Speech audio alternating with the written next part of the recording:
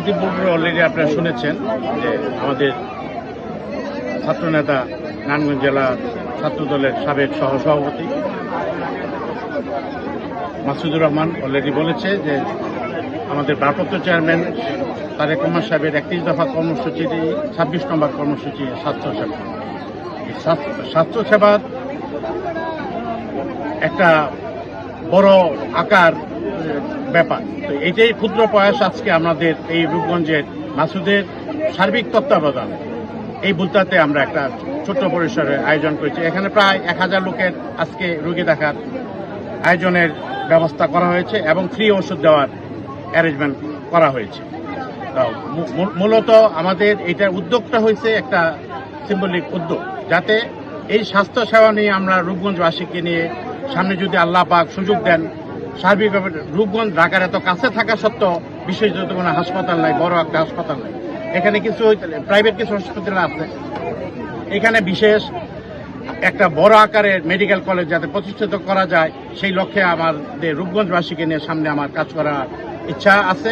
আল্লাহ পাক যদি কবুল করেন ইনশাল্লাহ আপনাদের সবার সহযোগিতা ও দোয়া চাই, সামনে যাতে সেই সুযোগ ভারপ্রাপ্ত চেয়ারম্যান সহ তথা আমার দল আমাকে দেয়, সেই আশা আমি দলের কাছে প্রত্যাশা করতেছি এবং রূপগঞ্জবাসীর সেবা করা, রূপগঞ্জবাসীকে নিয়ে আমি সামনে পথ চলতে পারি সেইটাও আমি রূপগঞ্জবাসীকে সাথে নিয়ে যে কোনো স্বাস্থ্য সেবার থেকে নিয়ে অন্যান্য 31 দফা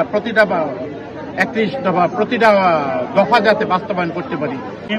তারেক রহমান সাহেবের 31 দফা বাস্তবায়নের মধ্যে আজকে টুডু ভাইয়ের নেতৃত্বে, টুডু ভাইয়ের আয়োজনে এই মেডিকেল ক্যাম্প করা হচ্ছে। এখানে হাজার হাজার গরিব দুঃখী মহিলা এবং মায়েরা এসেছেন চিকিৎসা নিতে। এই টুডু ভাই আমাদের রূপগঞ্জের এক আসনে মনোনয়ন প্রত্যাশী।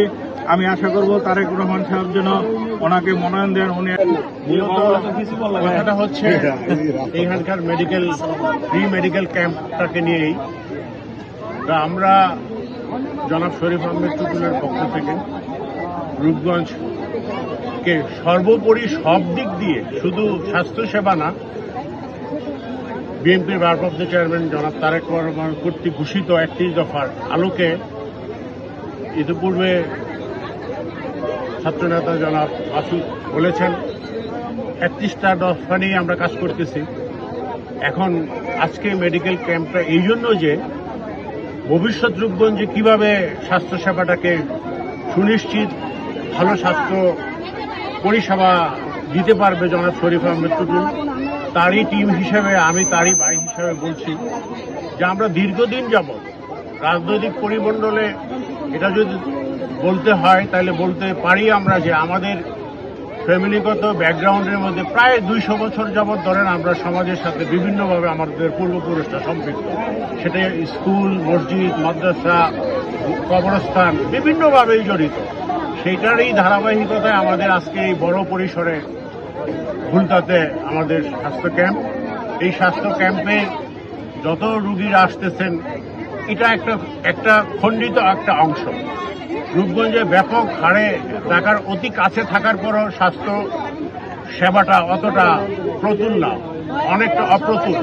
এই রহমান বাস্তবায়নের লক্ষ্যে আমাদের সবার জন্য স্বাস্থ্য সুরক্ষা, সার্বজনীন সুস্বাস্থ্য এবং চিকিৎসার মান উন্নয়নের যে কাঠামো দিয়েছে 31 দফার মধ্যে, তারই বাস্তবায়ন করার জন্য আমাদের রূপগঞ্জ এক মনোনয়ন প্রত্যাশী শরীফ আহমেদ টুটুল ভাই, নারায়ণগঞ্জ জেলা বিএনপির সংগ্রামী যুগ্ম আহ্বায়ক, উনি বাস্তবায়িত কিভাবে মানুষ সেবা পাবে, কি ধরনের সেবা দিতে চান তারেক রহমান, সেই মেসেজটাই দেওয়ার জন্য আজকে এই মেডিকেল ক্যাম্প করা।